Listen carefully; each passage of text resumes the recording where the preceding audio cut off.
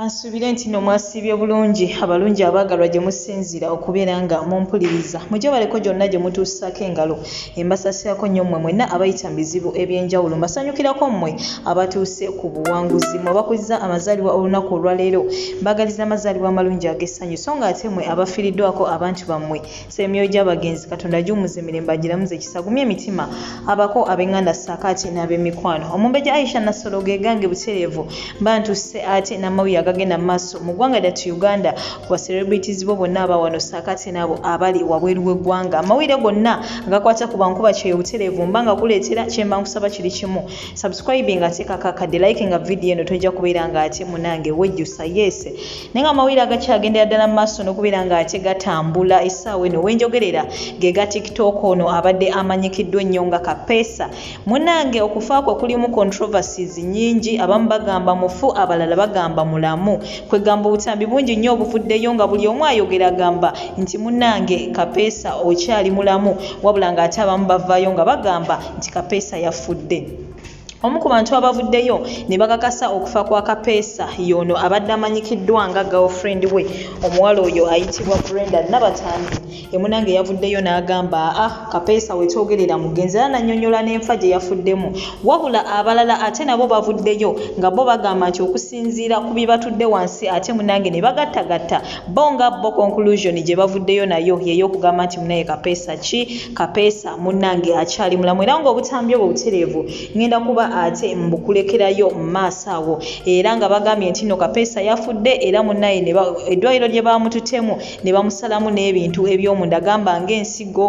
n'ebintu ebirala bingi nnyo bingi ddala ne babimugjamu era mbu abamulabyeko munnange bamusanze already bamaze okubeera nga bamugjamu ebintu ebyo eby'omunda wabula nga abadde girlfriend we Brenda avuddeyo ye nakakasa okufa kwa Kapeesa n'agamba nti munnange mulekerawo okubeera nga ate okufa kwa Kapeesa mukwesibako nnyo era n'alabula bano bonna abagenda mu maaso n'okubeera nga ate bazunza olugambo olufu nti munnange Kapeesa akyali mulamu kwegamba si byangu nnyo si byangu n'akamu n'akeddagala wabula nga kyonna kyonna ekinaba kigenda mu maaso butereevu tujja kuba tukitegeera obudde obutuufu nga butuuse ya Calvin Kayanja avuddeyo bw'atyo n'agenda mu maaso n'okubeera nga ate atabukira bano abadde bagamba mbu bagenda kubeera nga basonda ssente mu baddeyo Uganda basobole okubeera nga ate baziika kwabadde mukwano gwabwe ono Kapeesa munange ye abatabukidde n'agamba nti ssente ezo lwaki ate tebazikwata ne bazikozesa okubeera nga bayamba bano already abakyali abalamu ababonaabona kwegamba buno obutambi bw'abaana obw'enjawulo obutambula nga basaba obuyambi babakubye abangi tebalina we basula abalala kwegamba bali mu mayumba basobeddwa kwegamba ye Calvin Kayanja agamba nti lwaki ezo ssente zibagamba nti basonda kubeera nga bakomawo kuziika Kapeesa lwaki tebazikozesa okubeera nga ate bakola ki banunula bano already abakyali abalamu kwegamba mututaase omuntu omulamu okusinga ate okulaga ono eyafudde nti munnange bamwagala nnyo ebibadde ebigambo bya Calvin Kayanja era nga nabyo butereevu ngenda kuba mbikulekerako mu maaso kaawo then gwe mukwano gwange ombulira ekikyolowooza ku nsonga zino ddala gwe okusinziira nga wolabyemu ebintu okusinziira nga wosomyemu embeera bannange TikTok Kapeesa akyali mulamu oba ekituufu kiri nti yafudde kubanga amazima gali nti naffe munnange bitusobedde ffe abagasaka abaganoonya wano nawali bitusobedde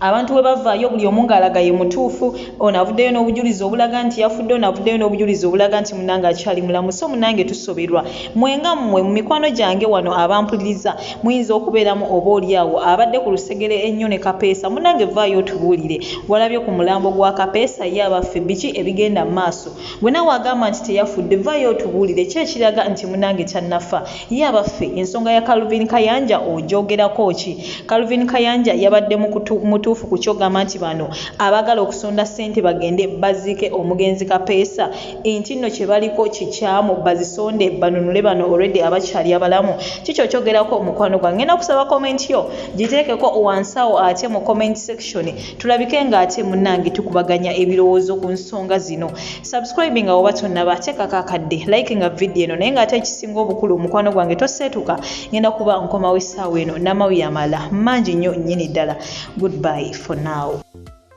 Kapeesa koma nnyoko girlfriend wa Kapeesa koma nnyoko derikwa radio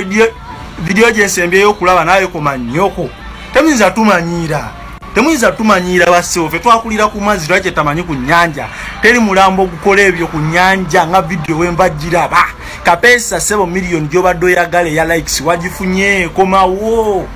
Kapeesa please million gyobadde oyagala ya like wagifunye nade naganya okuvaayo because you're still alive neba nange like gazi bafuukidde likes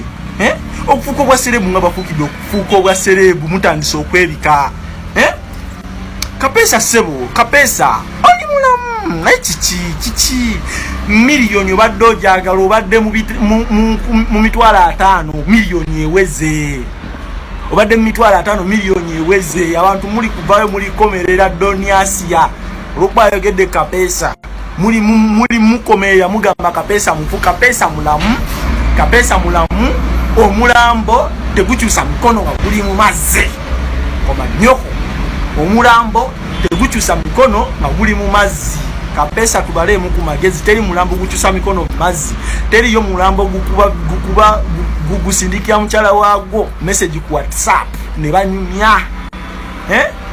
Kapeesa sebo teri yo mulambo guli ya pose ne bagukuba ebifaananyi kisegera ate omulambo gona nga gufudde ne gubeera gwa mazzi basooka gubikka maaso weebati n'omumwa ne sebo gwe video yo n'amaaso gatunudde gati n'amannyo otadde ku ngulu ebyawa Kapeesa mwana ezo pozi zemukola za kisiru blood muli kwekubako bisiraani Kapeesa mutubalemu ku magezi namwe mutubalemu so nedde liko ejo naye avudio nawonye liko ejo badde manyo inamu ku magezi naye oli musiru nkiddamu video gye nsenge y'okulwa naye ng'oligamba nti Kapeesa mufu mubadde ki embwa ye ekyali namu embwa ya Kapeesa ekyali namu Kapeesa ekyali mulamu mbwa gwe temuddamu tumanyira namu kulawo fake accounts nga bagamba nti Kapeesa what Kapeesa mulamu tuli kubazanyira ku bwongo which is not right banaye tuleke omugenzi awumule mirembe tugezaako okuguma oba oli awo ogenda okuwulira kino kiri genza omugenzi tumuleke awumule mirembe takyaliyo muyinza okulowooza nti mwe mubadde mutusinga omwagala naye tubadde tumwagala nnyo omuntu gw'obadde obeera naye osharinga naye buli kimu gw'onyumya naye okukera ku makya ne bagamba nti no is no more nga tusobola nakugamba nti no yayise wano eno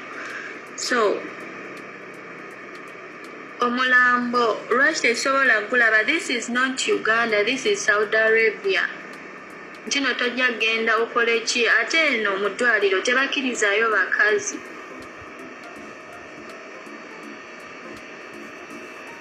bebi wa mami mukama akumpeera ekyosinga okwagala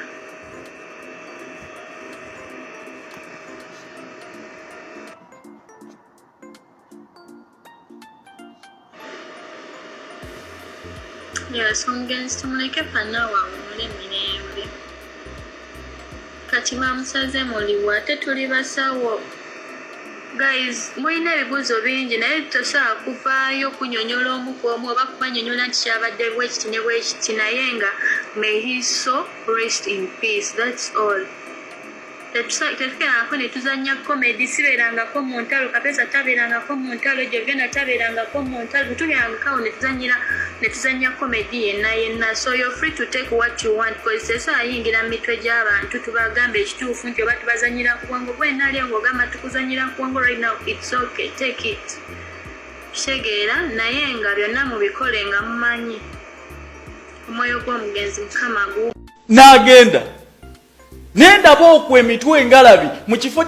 gyekiresicuwinga omuntu ali mu buzibu biri mu kulikodinga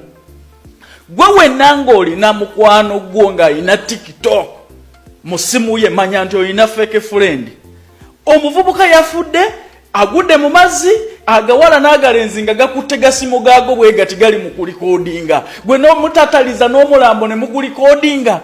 omuntu yeetaaga kunyiga kuva mitinga amazzi yeetaaga kiisi eri ey'obulamu gye bakuba omuntu agudde mu mazzi gali awo gakutte gasimu gaabyo gali mu kulikodinga buli omu yeefudde munnamawulire omuvubuka yatuuse kufa nga tewali na muntu asobola kumukwatako buli omu yazze ebbali ati na simu ye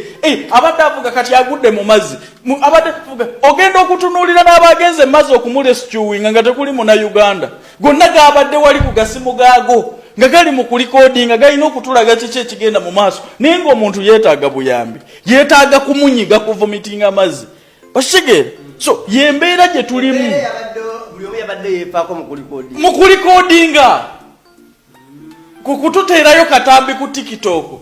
omuntu n'amalaawo ebbanga lyonna teryakubidde poliisi teryakubidde ambulensi oshegera so bannayuganda mu kisussa nnyo nkugambye bw'oba olina mukwano gwo ng'alina ki TikTok mu ssimu ye ateekako n'obuvidiyo oyo olina fake friend oyo ne kumulamba ajja kugenda bwati you see is dead byabadde okwo Kapeesa azigo mugamba mutya kansubire muri stede muri bulungi omanyi badde ku wano ku live ya Mukyala Kapeesa badde ku live ya Nabatanzi ne mukwano kwa Kapeesa ne Jovia bakoze live nga bayita mu kwa akaunti ya Kapeesa baddeko njirabako naye nabye mbadde njagala obabuuzaamu ekyo yesterday I tried to talk to someone ne bangamba tebakkiriza laba omulambo gwa Kapeesa titeri yamulabyeko at this time omulenzi agambye yakoze ki yalabye Kapeesa nga bamusazeemu simanyi biki which is okay RIP Kapeesa naye nga guys mutubulire omwana aba yafudde mutubulire enfa entuufu nve mu by'okutubuzaabuza bwe yafiiridde mu ambulance yafiiridde mu ka speedboat batulaga ebifaananyi by'omulambo bweba yali edit mutugambe mwatulagano bulungi ekifaananyi ky'omulambo nga kuli mukyali at this time nga ateriyo lwakkiriza gendayo nze at this time ndikobal ngenda bateerawo ne location okuva wano wendi okutuuka ku ddwaliro erya King Fahad waliwo eddakiika 14